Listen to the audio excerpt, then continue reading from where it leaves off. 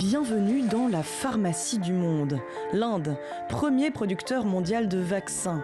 70 millions de doses d'AstraZeneca exportées à l'étranger depuis le début de l'épidémie, notamment au Brésil, en Afghanistan et dans de nombreux pays africains. Seulement voilà, l'Inde voit son nombre de nouveaux cas exploser. 90 000 encore aujourd'hui, un record depuis 6 mois.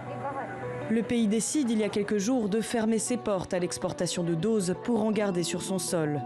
Et toute une partie du monde s'en trouve désormais dépourvue.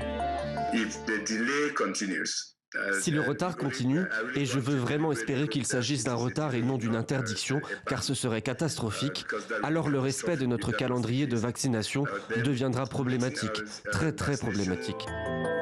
Le COVAX, cette plateforme internationale pour donner accès aux vaccins dans les pays les plus pauvres, est aujourd'hui mise à mal par le retard de livraison.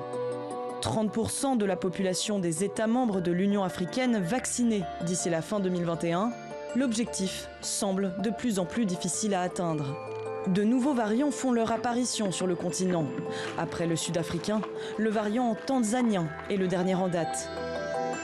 Plus on perd du temps, plus les variants vont se développer. Là, on parle des plus populaires, mais on est convaincu qu'il y a des pays qui ont développé leurs propres variants et on ne sait pas dans quelle mesure ces vaccins-là seront efficaces sur eux. Il faut encore faire de la recherche pour les tester. Donc clairement, plus on perd du temps, plus le virus et ses variants gagnent du terrain.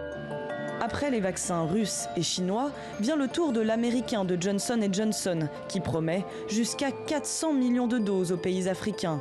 Seul bémol, il faudra attendre le 3e trimestre 2021 pour les premières livraisons.